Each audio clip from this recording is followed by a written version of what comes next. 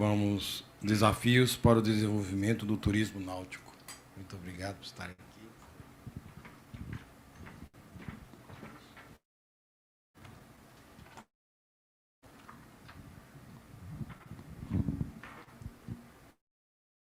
Boa tarde a todos e a todas.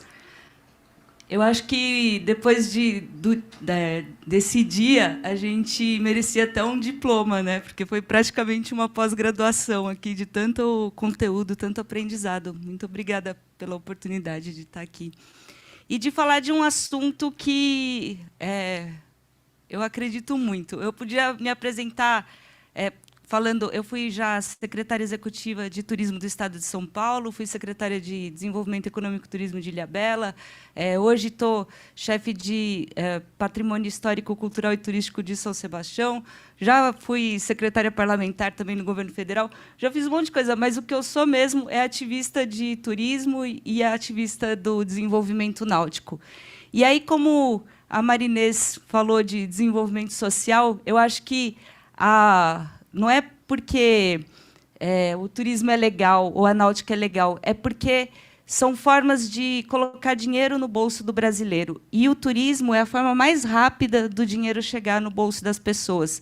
O turismo você empreende construindo um grande resort, você empreende comprando um grande navio e fazendo uma companhia de cruzeiro, mas você também empreende sendo um artesão, você empreende sendo fotógrafo, contador de histórias, você empreende sendo guia. Então, é uma atividade que consegue fazer com que o dinheiro se distribua para todo mundo, né?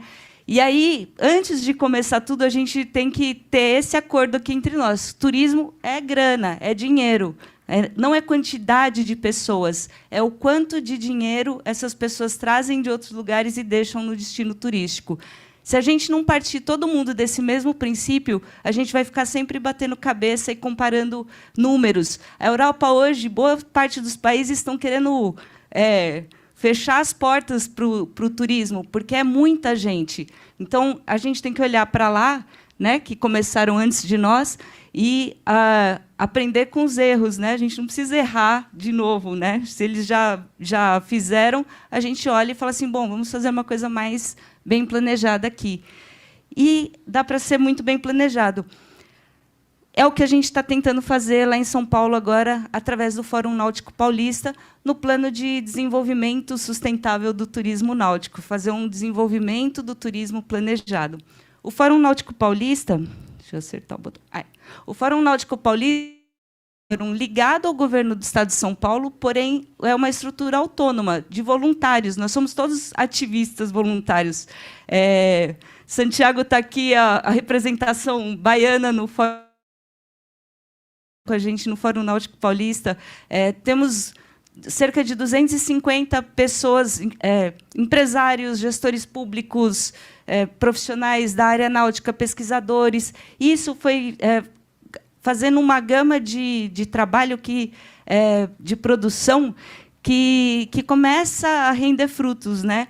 Então, começaram anos atrás, algumas pessoas se reuniram da área náutica e falaram assim, poxa, a gente precisa fazer de discutir e achar solução para as coisas. E aí as coisas estão caminhando num bom sentido. Em 2018, foi apresentada essa pesquisa, né? O Fórum Náutico conseguiu o recurso, fez o desenvolvimento de um mapeamento econômico da cadeia náutica no estado de São Paulo. E aí, eu vou... assim, é duro 20 minutos para falar tudo, mas a gente vai conseguir. Aqui, nessa pesquisa, a gente sabe que tem muito para crescer, mas a gente sabe que o mercado náutico no estado de São Paulo já é equivalente à cadeia de motocicletas, né, no estado de São Paulo. Só que, assim, se você coloca um barco na água, você está gerando pelo menos 8 empregos. E você coloca uma motocicleta na rua, você talvez esteja aquela pessoa que está trabalhando com a motocicleta e alguém que vai fazer manutenção. Então, é muito diferente o social entre as indústrias. Fora que, na náutica, tudo é ainda manual, né? E provavelmente sempre vai ser. Um estaleiro, ele emprega muita gente, porque cada barco é construído artesanalmente, né? Diferente da indústria automobilística. Então, a gente tem aí uma possibilidade de produzir e gerar riqueza e dividir riqueza muito grande na indústria náutica. Então, um estudo da Cobarc fala que um barco de 13 metros emprega homem-hora igualzinho à construção de um prédio de 3 andares. Então, a gente tem grandes oportunidades aí. E aqui a comparação, né? Aqui referente ao estado de São Paulo. Mas você pode olhar isso aqui e falar assim, nossa, que triste, mas também você pode olhar isso aqui e falar assim, nossa, que oportunidade que a gente tem de crescimento, né? Então, enquanto nos Estados Unidos, na região dos Grandes Lagos, você tem um barco para 19 pessoas, no estado de São Paulo tem um barco para 248 pessoas. Seria muito legal a gente fazer um estudo assim do Brasil todo também. A gente foi produzindo no Fórum Náutico uma série de documentos, estudos, e, enfim, desde ir lá no governo para falar sobre o ICMS dos estaleiros para equiparar, né, com Santa Catarina, com Rio de Janeiro, até produzir um guia de navegação da hidrovia Tietê-Paraná para que as pessoas consigam fazer uma navegação segura dessa hidrovia. E aí, agora, a gente está exatamente numa fase, num projeto novo, que é esse desenvolvimento do plano de turismo. Para desenvolver o plano de turismo, a gente está se baseando nesses critérios, né? Além da cidade ter que estar no mapa de turismo, né, do Ministério do Turismo, nesses 20 critérios, que são os critérios de uma boa cidade náutica. Agora, se vocês olharem isso aqui, essa lista que está aí, que eu não vou ler inteira, boa parte que está aí não tem nada a ver diretamente com a náutica, né? Só que o turismo não funciona se ele não tiver tudo isso acontecendo.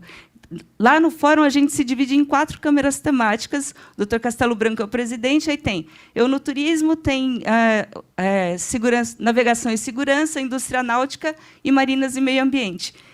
Aí a brincadeira é assim, que tudo que os 3 trabalham acaba fomentando o turismo. O turismo é a junção de tudo isso. Tem que estar pronta essa parte da economia. Então, a gente tem esse mapa hoje do que são os desafios do desenvolvimento do turismo, e aí a gente vai falar aqui que muita coisa não tem a ver, assim, um impacto direto com o turismo, mas não tem a ver diretamente com a colocação do turismo, mas tem a ver, sim. Porque, por exemplo, uma das coisas que atrapalha o desenvolvimento do turismo é a cultura ou a percepção que boa parte das pessoas tem de que barco é uma coisa de rico. Vocês perceberam como foi comemorado pela sociedade, assim, no geral, a história de que vamos cobrar IPVA dos barcos? Porque, no imaginário, e essa imagem eu peguei agora do Google, quando eu coloquei assim, IPVA dos barcos, para ver as imagens que apareciam. No imaginário das pessoas, barco é sempre um iate, é sempre uma coisa de gente muito rica. Nunca é uma coisa acessível para ela, né? A maioria da população não se imagina sendo dona de um barco, porque imagina ele muito grande. Deixa eu voltar, que eu errei. E a outra coisa é que ela imagina que o barco suja a água, né? Então ficou essa coisa. E antigamente acho que isso era bem verdade, hoje em dia não é mais. Barco, estrutura náutica, estraga, é inimigo do meio ambiente. Não sei se não vai passar. Mas a gente fez uma ação em 2021 chamada Navegar é Preservar, que foi de Bertioga até Cananéia, um comboio de embarcações fazendo limpeza do oceano, justamente por conta de ser o primeiro ano dos oceanos. E aí foram retiradas de lixo do mar nessa ação. E isso tinha também o objetivo de mostrar que a náutica, a embarcação, é amiga do meio ambiente. A gente quer navegar em água limpa, ninguém quer navegar em área suja. E a outra coisa que a gente precisa mostrar para as pessoas é que tudo isso é barco, desde o caiaque até o iate. Então, se você pegar, esses são os números, né, que a gente tem, 7 de embarcações no estado de São Paulo, mas assim são muitos tipos diferentes e são acessíveis para todas as pessoas. E, para ser mais acessível ainda, esse é um outro projeto que a gente está trabalhando, já está pronto para lançar, na verdade, e com ajuda, esperamos, de financiamento, é o primeiro veleiro e o primeiro barco, os dois totalmente nacionais, com todos os materiais nacionais, e com preço de carro popular. Então, o desafio era esse, fazer tudo com coisas brasileiras e tudo com um custo que fosse acessível para uma pessoa. Não que o carro popular esteja barato, eu acho caro, mas, assim, se a pessoa conseguir entender que ela pode, sim, ter um barco também. Bom, principal gargalo para o desenvolvimento turístico e para o desenvolvimento náutico hoje é a infraestrutura, né, como boa parte das coisas no país. Falta vaga para barco. Então, assim, tá bom, a gente vai resolver a questão das pessoas terem acesso à embarcação, mas aonde que elas vão parar, esse estacionar, né, o barco delas? Tem poucas vagas. Por terem poucas vagas, elas são muito caras, né? Então, o custo fica muito alto de manutenção. E aí são várias questões envolvidas aí, mas a principal é que, fora do Brasil, as marinas elas têm muitos outros serviços envolvidos, e não é só a vaga que faz a parte financeira, mas é também as questões da dificuldade, que foi muito falado aqui, do licenciamento ambiental das estruturas de mar e de rio. Essa é a cidade que eu moro, que eu trabalho, São Sebastião, e esse é um projeto que está lá para ser... Estamos na fase de lançar o edital para concessão. É uma marina com 480 vagas molhadas e mais 60 vagas secas e tal. Foi um amplo processo, as audiências e tudo mais. Esperamos sair finalmente com ele ainda esse ano. Mas está aí essa imagem também, porque a gente precisa saber que tem uma diferença muito grande de marina pública e de clube. Então, se a gente quer falar de turismo, a gente não pode só ter iates clubes, a gente precisa ter marinas, a gente não pode só ter garagem náutica, a gente precisa ter marina, porque a pessoa vai sair de um destino para ir para outro, ela precisa saber onde que ela vai aportar, né? Marina pública não é que a pessoa vai de graça lá, é que ela simplesmente vai poder se hospedar nessa vaga náutica como se fosse um hotel. A outra coisa é a legislação.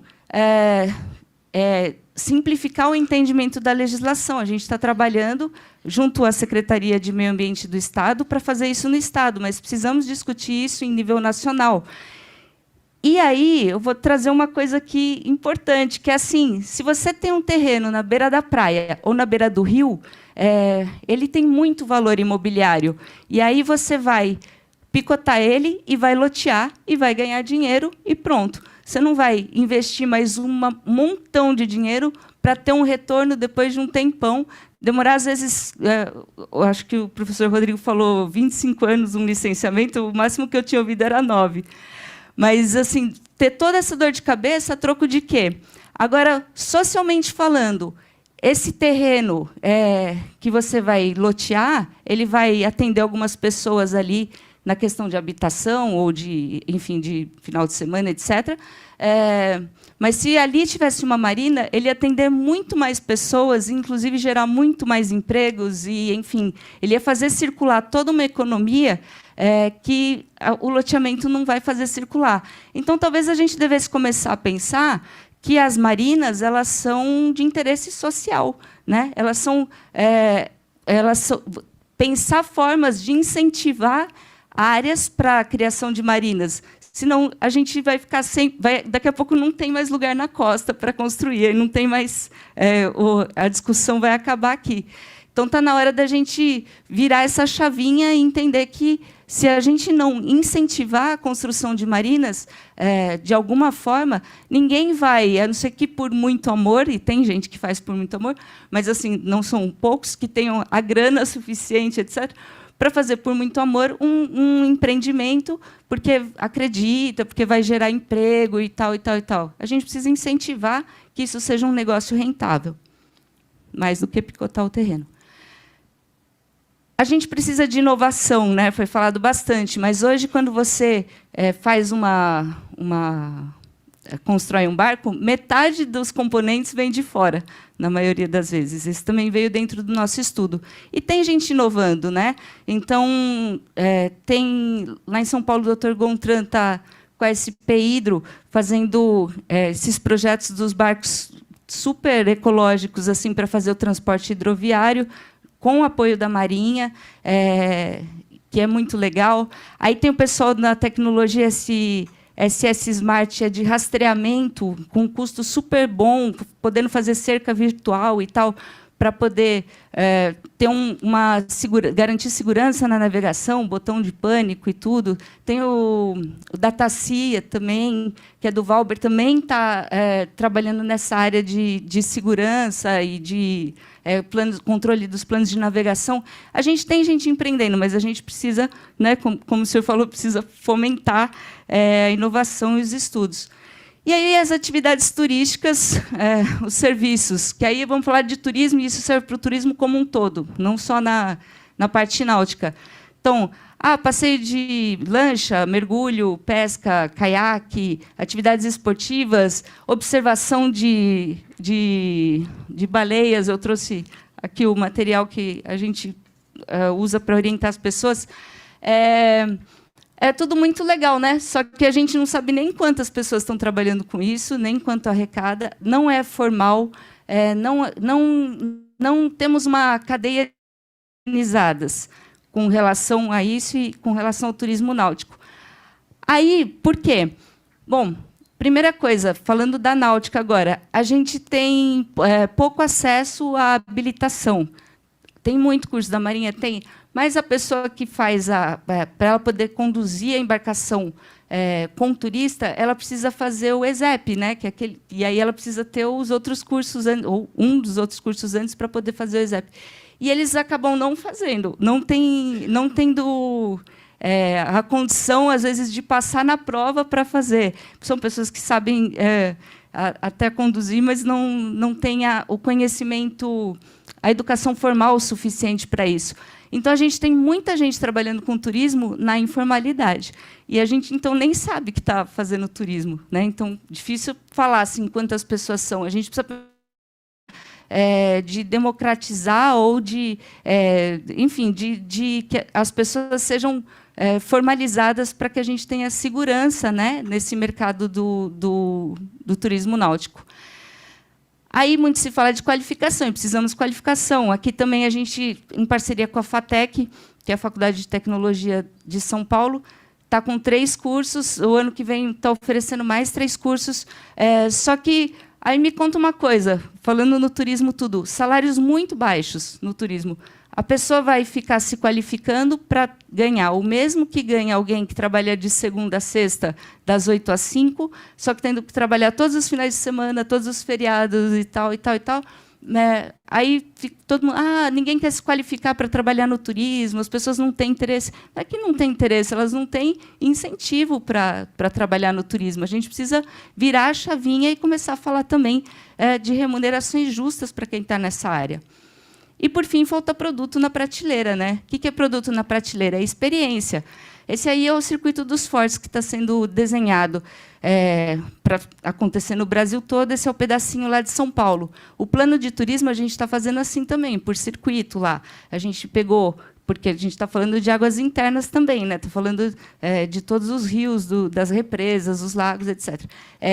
A gente está fazendo por circuito para montar produto turístico para que as pessoas possam comprar a experiência inteira, para que não seja uma coisa só de vai lá, visita tal cidade. Ninguém vai lá visitar uma cidade só, ela vai vivenciar uma experiência, né? Esse é um gargalo gigante quando a gente fala do turismo do país. A gente tem pouco produto na prateleira.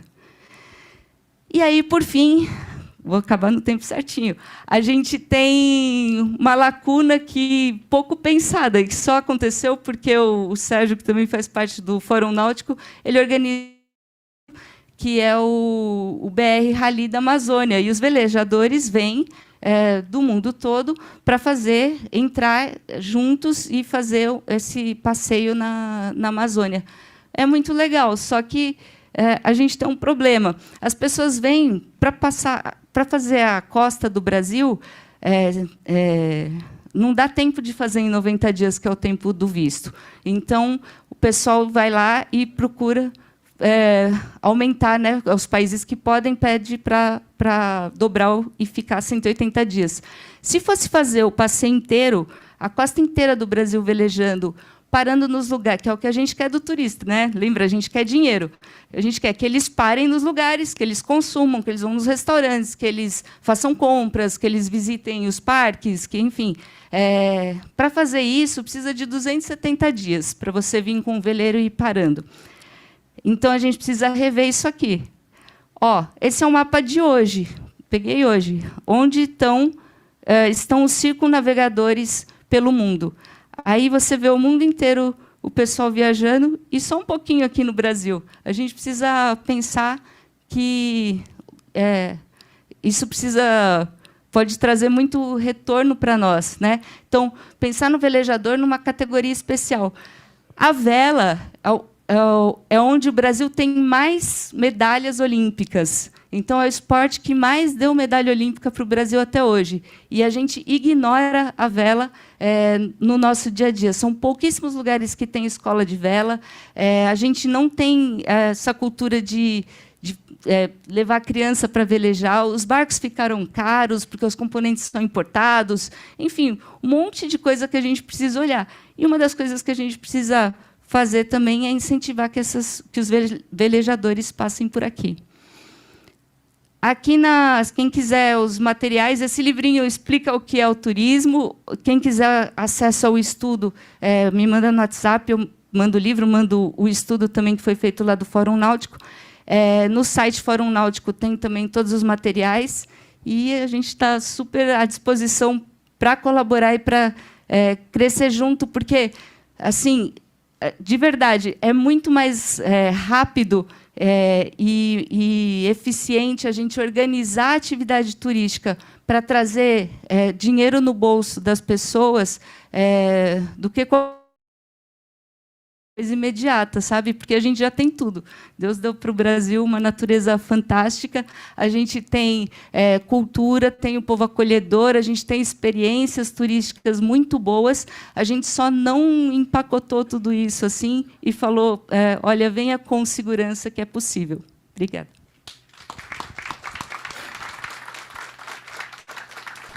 Muito obrigado, Bianca.